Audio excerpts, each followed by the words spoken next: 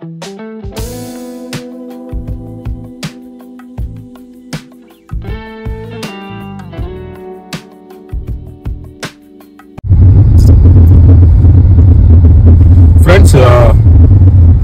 இன்னைக்கு ஆக்சுவலா பாத்தீங்கன்னா இந்த இடத்த பத்தி நான் சொல்லணும். இந்த இடம் பாத்தீங்கன்னா நான் படிச்ச ஸ்கூல் அங்க இருக்கு, முன்னாடி இருக்கு, செயின்ட் பீட்ஸ். அது பின்னாடி பக்கம் தான் இங்க வருது. கொஞ்சம் அந்த பக்கம் காட்டுங்க, அந்த சைடு காட்டுங்க. இப்போ இந்த மதில்லாம் இருக்கு, இப்போ இந்த மதில்லாம் போட்டிருக்கிறாங்க. மதில்லாம் போட்டிருக்கிறதுனால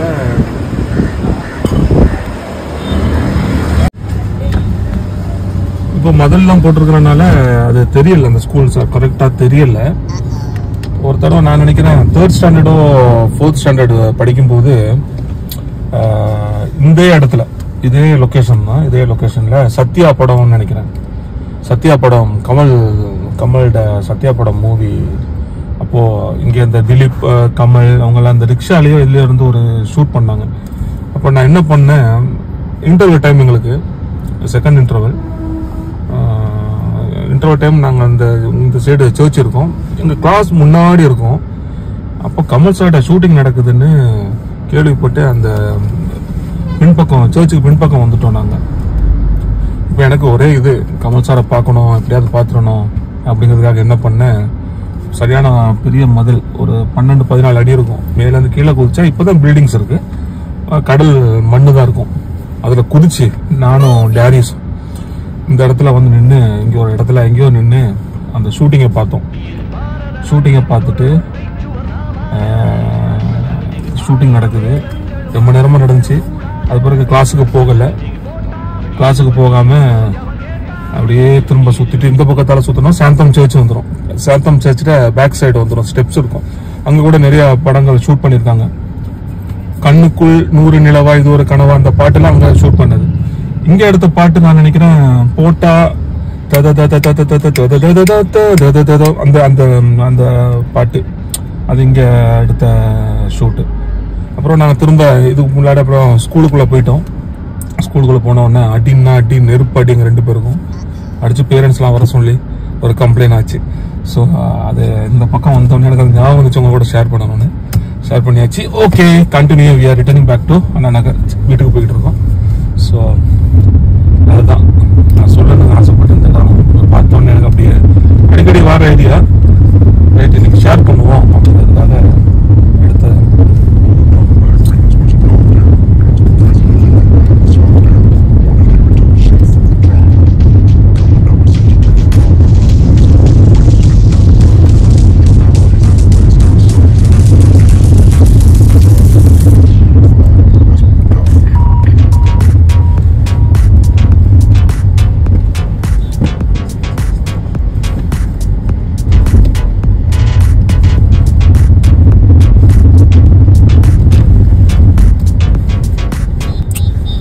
அந்த தெரியுது பாருங்க ஸ்கூல். நான் லொகேஷனை மாத்தி சொல்லிட்டேன். நான்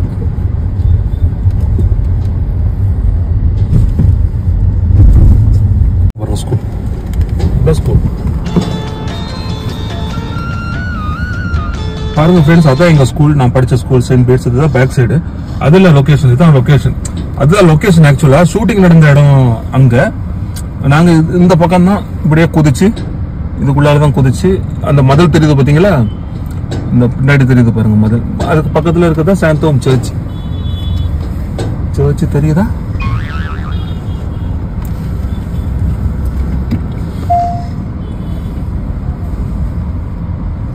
சர்ச் வந்து ஸ்கூலுக்கு பக்கத்துல எல்லாம் இருக்கும். சர்ச்சை காணல, சர்ச்சில் கோபுரம் தெரியும், இப்ப தெரிஞ்சிச்சு.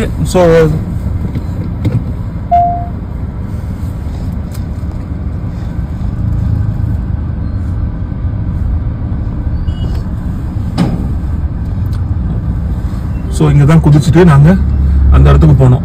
இதுதான் அந்த லொகேஷன், நான் குதிச்ச லொகேஷன். அந்த இடம் கிடையாது, இதுதான் நான் குதிச்சு வந்த லொகேஷன்.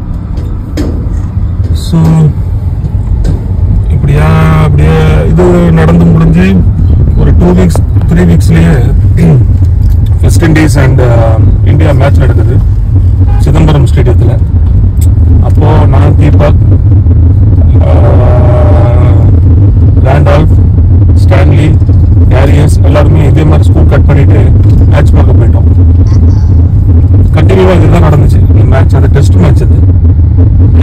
கிரவுண்டுக்குள்ள போய் நாங்கள் மேட்ச் எல்லாம் பார்க்கல. அப்போ பெரிய கேப்லாம் இருக்கும் உள்ள மேட்ச் நடக்கிறது. ஸோ கபில் தேவ் விளையாடுறாரு, பென்சாகர், கவாஸ்கர், கிரண் முறை, அந்த கம்பாடி இந்த கம்பாடின்னு நிறைய பேர் விளையாடிட்டு இருக்காங்க. ஸோ இப்படி விளையாடும்போது அவங்களெல்லாம் பார்க்கணும்.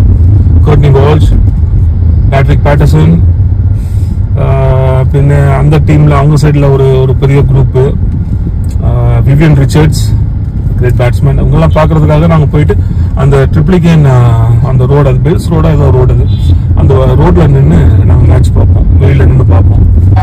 ஸோ அதுக்கும் அடி வீட்டில் அடினா உங்கள் வீட்டு அடி எங்கள் வீட்டு அடி கிட்ட நெருப்பட்டி. ஸோ இப்படியா அந்த இதெல்லாம் நடந்தது.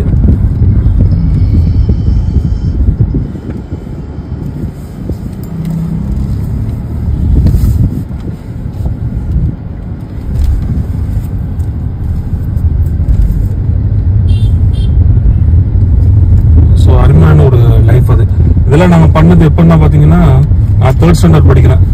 தேர்ட் ஸ்டாண்டர்ட் படிக்கும்போது இது நடக்குது. தேர்ட் ஸ்டாண்டர்ட் என்ன வயசு எனக்கு? ஒரு 8 வயசு.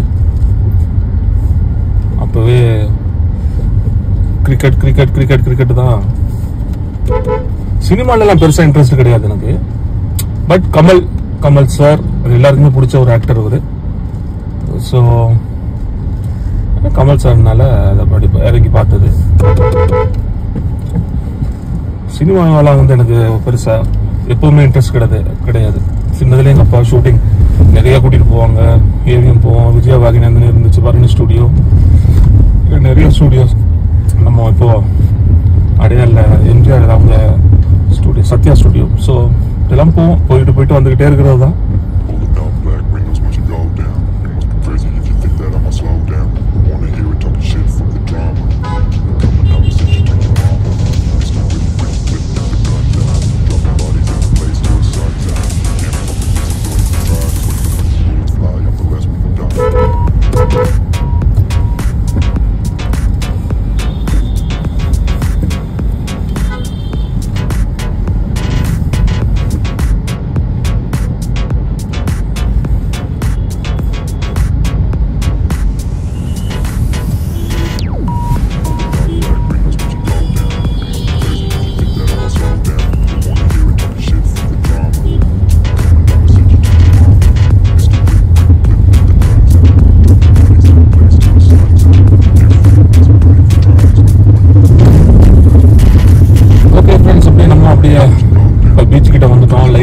லைட் ஹவுஸ் தெரியுது. அப்படியே பிடிச்சிட்டு அப்படியே போக வேண்டியதான் எங்கள் வீட்டுக்கு. ஸோ ஒரு ஸ்மால் மெமரிஸ் அதை ஷேர் பண்ணணும்னு ஆசையாக இருந்தது. எப்படா ஸ்கூல் கட் அடிக்க ஆரம்பிச்சேன் அப்படிலாம் நம்ம பேர் கேட்பாங்க. ஸோ அதுக்கு பிறகு அப்படி இருக்கும்போது அப்படியே படித்து ஒரு மாதிரி 7th ஸ்டாண்டர்ட் வந்துட்டேன். 7th ஸ்டாண்டர்ட் வந்துட்டு அப்புறம் ஒரே கிரிக்கெட் பைத்தியத்தில் அதேதான் மேட்ச் பார்க்கறதுக்கு. அப்போல்லாம் அங்கே கிரவுண்டு வெளியே இல்லை, கிரவுண்டுக்குள்ளேயே போய் பார்க்க ஆரம்பிச்சிட்டோம். ஸ்கூல்ல இருந்து பீட்ஸ்ல இருந்து படிக்கிறதுக்கு லாய்க்கல அப்படின்னு அனுப்பிவிட்டாங்க. அப்போ அந்த டைம் பார்த்தீங்கன்னா எங்கள் அப்பா வேற வெளிநாடு கிளம்புறாங்க, வெளிநாட்டில் தான் இருக்கிறாங்க. அந்த டைம் எனக்கு நான் நினைக்கிறேன் 87 இருக்கும், 88 இருக்கும். 87, 88 அந்த மாதிரி ஒரு சீசன் டைம். அப்போ நான் 8th ஸ்டாண்டர்டுக்கு Loyola matriculation higher secondary school கோடம்பாக்கத்தில் இருக்கு. அங்கே நான் 1 இயர் படித்தேன் நான். அது பிறகு எங்கள் அப்பா வந்த பிறகு திரும்பவும் இங்கேயே வந்துட்டேன், பீட்ஸ்க்கு. ஸோ அது எல்லாம் ஒரு லைஃப், அருமையான லைஃப். ஸோ என்ன சொல்றது, லைஃபுடைய தன்மையை தான்.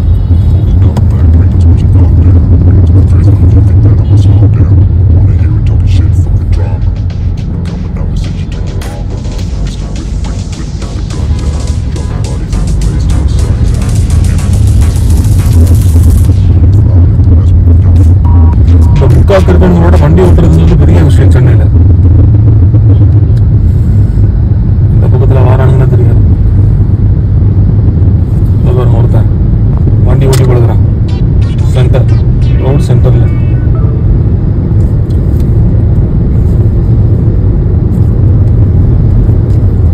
இந்த பீச் அதெல்லாம் ஸ்கூல்லாம் கட் அடிச்சுட்டு இந்த பீச்சில் வந்து இருக்கிற காலங்கள். அந்த மாதிரி இந்த பட்டினம்பாக்கம் ஸ்டாண்டு, பஸ் டிப்போ அங்கெல்லாம் கட் அடிச்சுட்டு ஸ்கூலில் கட் அடிச்சுட்டு அங்கே போய் உட்காந்துருவோம் எல்லாருமே. நாங்கள் 6-7 பேர். ஸோ ஏதோ படிச்சு கிடிச்சு டிகிரிலாம் முடிச்சுட்டு இப்படியே வாழ்க்கை போகுது.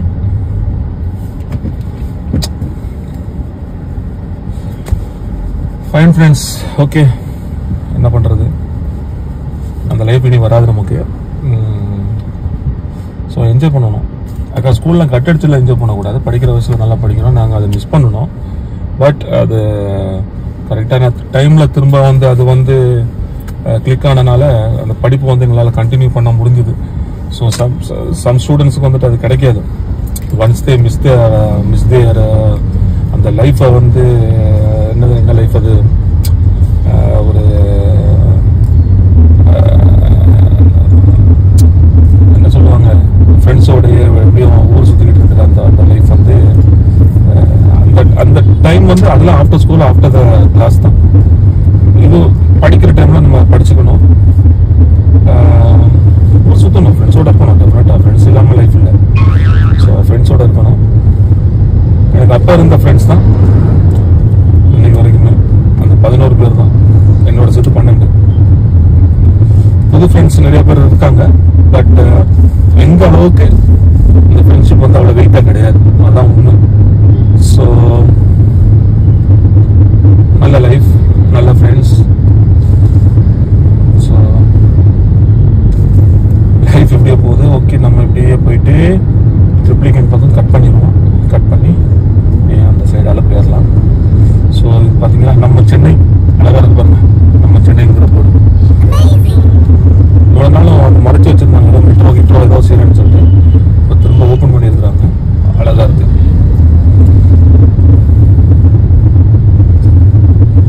இன்னைக்கு என் வைஃப் இல்லை, என் ஃப்ரெண்ட் ஒருத்தாங்க வீடியோ பண்ணிக்கிட்டு இருக்கிறாங்க.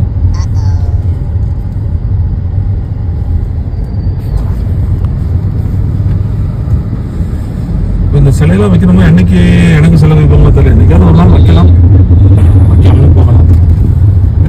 நம்ம சிலை நமக்கு சிலை வைக்கிறதுக்கு நம்ம என்ன பண்ணணும்? சிலைக்கு பக்கத்துல கூட கீழே கூட சின்னதா ஒரு சிலை வைக்க மாட்டாங்களா? நமக்கு ஒரு ஆசைதான், வாய்ப்பு இல்லை.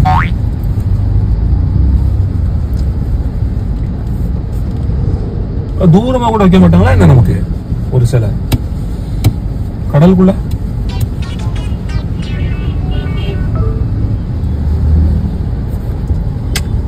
மடையனுங்க எப்படி போறாங்க பாத்தீங்களா? இந்த லைனோட முடிஞ்சிருச்சு இந்த பார்டர். இவங்களுக்குலாம் எவ்வளவு சொன்னாலும், கவர்மெண்ட் சொன்னாலும் புரியாது, ஆர்டிஓ சொன்னாலும் புரியாது, டிராபிக்காரங்க சொன்னாலும் புரியாது, டிராபிக் போலீஸ்காரங்க சொன்னாலும் புரியாது. மடையனுங்க படிச்சவங்க அப்படிதான் இருக்கான், படிக்காதவங்க அப்படிதான் இருக்கான். எல்லாரும் கிடையாது. ரூல்ஸ் அண்ட் ரெகுலேஷன்ஸ் ஃபாலோ பண்றவங்க நிறைய பேர் இருக்காங்க. அந்த பின்னாடியில் வரவங்கலாம் பக்கா ஃபாலோ பண்ண போய் தான் பின்னாடி வந்துட்டு இருக்காங்க. இதெல்லாம் அவசரத்தில் பிறந்துருங்க, என்ன பண்றது, ஒன்றும் பண்ண முடியாது. எங்க ஏரியாவில் ஒருத்தர் இருக்கிறாரு, அந்த ஆளோட மகள் வந்து எங்க நான் வச்சிருக்க ஒரு பேண்ட் ஒன்று இருக்கு, தெரியும் நினைக்கிறேன். அந்த பேண்டில் வந்து அந்த கேர்ள் வந்து பாடினா 3 வருஷம் 4 வருஷத்துக்கு முன்னாடி. திடீர்னு பார்த்தா லாஸ்ட் வீக் நாங்கள் அவரை பார்த்தோம். அது எங்களை பார்த்துட்டு நிறுத்திட்டாரு, பைக்கில் போனவரை நிறுத்திட்டு ஆரம்பிச்சிட்டாரு. அவன் பொண்ணு வந்து டெல்லி போனா, நொய்டா போனா, gold medallist. Gold medallist highlight, வேர்ல்டுலயே பெஸ்ட் சிங்கர்னு கோல்டு மெடல் வாங்கிட்டாங்க. அப்படி இல்லாத விட்டாலாம் அடிச்சு சொல்லிட்டு அந்த பக்கத்துல ஒரு கடைக்காரர் இருந்தார். அந்த கடைக்காரர்கிட்ட சொன்ன விஷயம் என்னன்னா, கண்ணால் ஜாடை கட்டுறாரு சார், அவன் பொழுது தவிர நீ கிளம்புங்க அப்படின்னு. எங்களுக்கும் தெரியும், நானும் என் வைஃபும் தான் கூட நிக்கிறோம், எங்களுக்கும் தெரியும். அப்புறம் நாங்க சைலண்டா கிளம்பிட்டோம். என்னது சொல்ல வரணும்னு நான் ஃபைனலா சொல்றேன். நாங்க சைலண்டா 2 பேரும் கிளம்பிட்டோம்.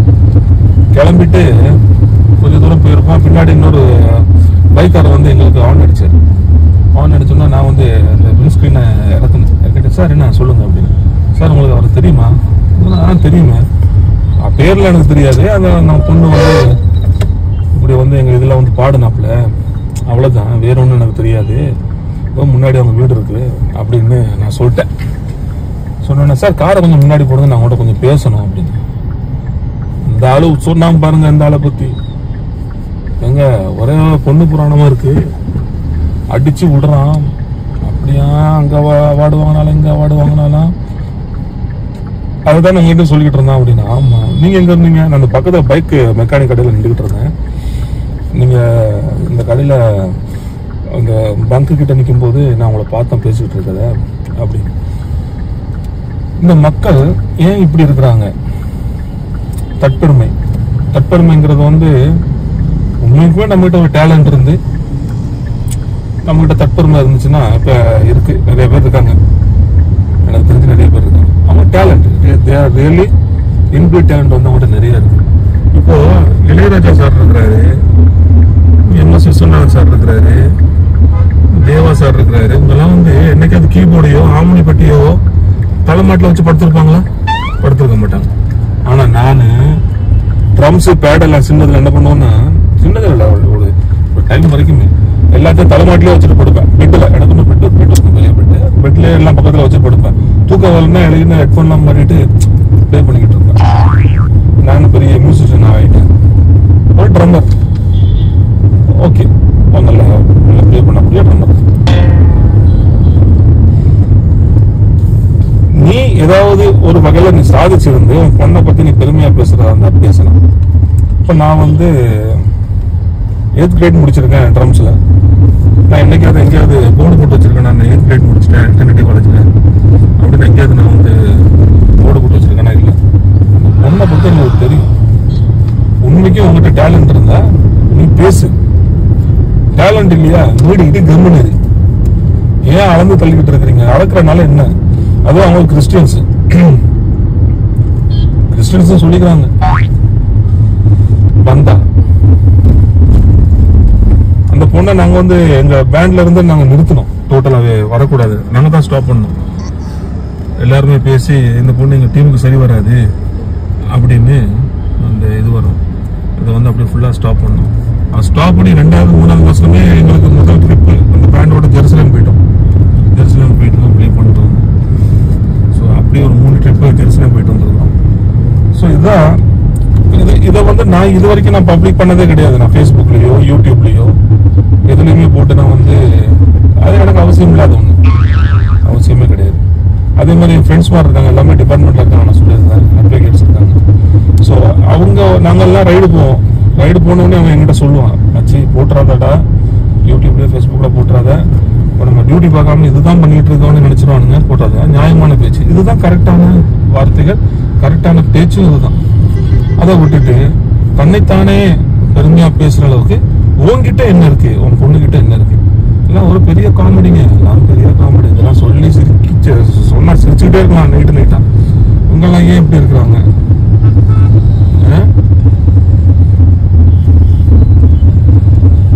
திருந்துவானுங்களா அப்படின்னு கேட்டா வாய்ப்பே கிடையாது, திருந்தவே மாட்டானுங்க. நேற்று ஈவினிங் வந்து நான் ஒரு இடத்துக்கு போயிருந்தேன், நானும் என் ஃப்ரெண்டும். கார் நான் தான் ட்ரைவ் பண்ணேன், என் கார் கிடையாது, அவன் கார் நான் தான் ட்ரைவ் பண்ணிட்டு வந்தேன். நான் வந்துகிட்டு இருக்கும்போது ரூட்டு தெரியாம 2 பேருமே ஒரு ரோடுக்குள்ள போயிட்டோம்.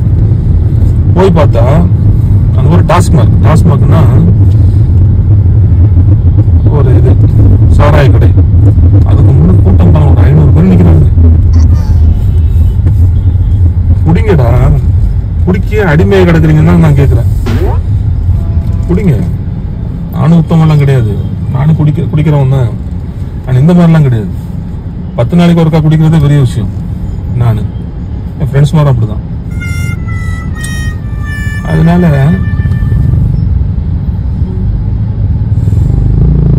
தற்பெருமையை விட்டுக்குவோம். அதுவும் கிறிஸ்டியன்ஸுங்கிற பேர்ல சும்மா ஊரடிச்சு என்ன சொல்லுவாங்க, உலையில போட்டேன்னா இதுல போட்டேன் அந்த மாதிரி.